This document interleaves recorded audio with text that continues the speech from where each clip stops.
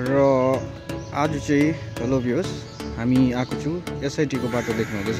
परपट्टिकोबाट चाहिँ SIT college निस्क्यो 100 metre अनि प्लट चाहिँ तपाईको यही छ। तपाईको 5 कट्ठा जेनरल हो। यहाँ 5 कट्ठा छ। यहाँबाट 3 कट्ठा 2 कट्ठा काटेर दिन्छ र बाटो चाहिँ तपाईको यो बाटो भयो नि सिधा यहाँबाट तपाईको पारिजातहरु निस्किन्छ, चिलौटहरु निस्किन्छ हैन। यहाँबाट हाल्दिन्छ 10 फिटको बाटो। यहाँबाट 10 फिटको बाटो हाल्दिन्छ सिधा परसम्म हो। अन्त प्लट चाहिँ यस्तो हुन्छ तपाईको दुईटा प्लट निस्किन्छ यहाँबाट 3 र 2 कट्ठाको 3 कट्ठाको र 2 कट्ठाको प्लट निस्किन्छ। तपाईहरु कोही इन्ट्रेस्टेड छ भने चाहिँ तपाईहरुले कन्ट्याक्ट गर्न सक्नुहुन्छ होला। यहाँ मेथीबारीमा 5 कट्ठाको प्लट छ टोटल हो।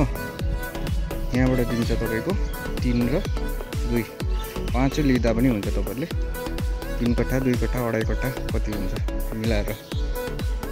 यहाँ चाहिँ छ तपाईको सालबाडी मेथीबारी एसआइटी कलेजको छेउमा छ प्लट चाहिँ तपाईको जेनरल प्रपर्टी हो। अर्को प्रपर्टी चाहिँ हामी तपाईहरुलाई देखाउन आइरहेको छु। यहाँ मेथीबारीमा हो। मेथीबारीमा ट्राइबल प्रपर्टी 2.5 कट्ठा यो जुन चाहिँ प्लट छ यहाँ चाहिँ 5 कट्ठाको प्लट हो। 2.5 कट्ठा चाहिँ यहाँदेखिको हुन्छ। यहाँदेखिको लिएर यो घरको यो चाहिँ 2.5 कट्ठा छ ल ट्राइबल प्रपर्टी। यही हो 2.5 कट्ठा मेथीबारीमा। राम्रो लोकेसन छ हेर्नुहोस् घर बनाउनुको लागि।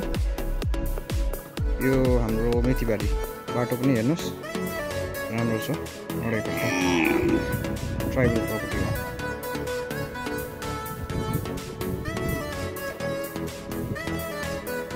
अत्यन्त जमिन 2.5 कट्ठा सालबाडी मेथीबारी। यहाँबाट गयो भने तपाईँ एसआइटी को बाटो निस्किन्छ। एसआइटी को परको हो सालबाडी बजार। अर्को प्लट हेर्नु चाहिँ हामी आएको सालबाडी अम्बरधुरा। यहाँ चाहिँ एउटा छ ट्राइबल प्लट 3 कट्ठाको हो। तपाईको बाटो यो पाइहाल्यो तपाईले 16 फिटको बाटो छ। यहाँदेखिको लिएर यहाँसम्म 12 फिटको बाटो। यहाँदेखिको सिधा गएर यहाँ पर बाटो छ त्यो पनि देखाइदिन्छु। त्यहाँबाट सिधा गयो भने तपाईको मेन रोड बिल्डिङै बिल्डिङ छ यो एरियामा हो। यहाँ चाहिँ छ तपाईको 3 कट्ठा 3 कट्ठा ल्यान्ड छ हेर्नुहोस् हो। यो वालदेखिको यता हो डल्लै हो। यो वालदेखिको उता रिजोर्ट टाइपको बनाएको छ एउटा मान्छेको बङ्गलो छ दामी छ हो।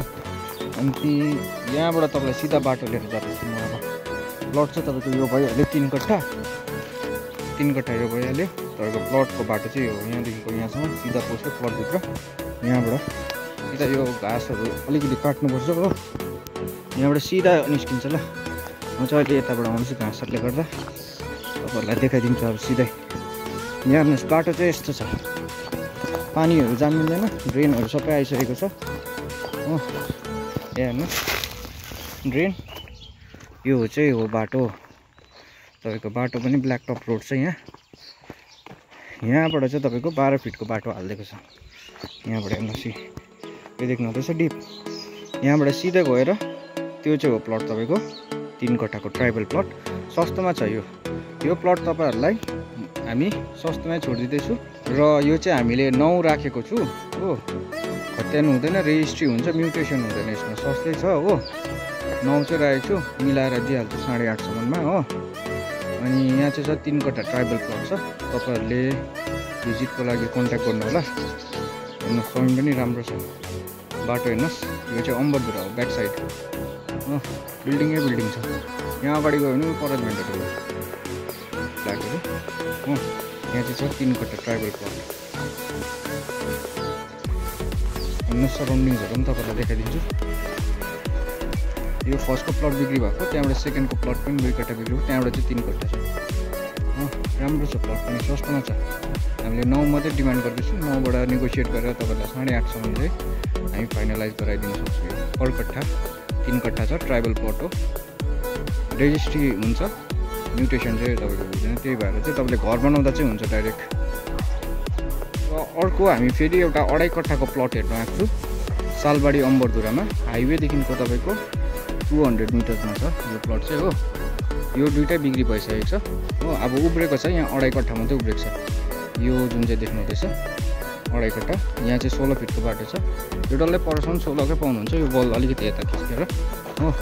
बाटो चाहिँ तपाईँको यो प्लट चाहिँ यो 2.5 कट्ठा छ ल। 2.5 कट्ठा गर्नुपर्छ। जेनरल रेजिस्टर्ड प्लट हो। तपाईहरुलाई यो 14 गरेर 14 लाख पर कट्ठा सालबारीमा।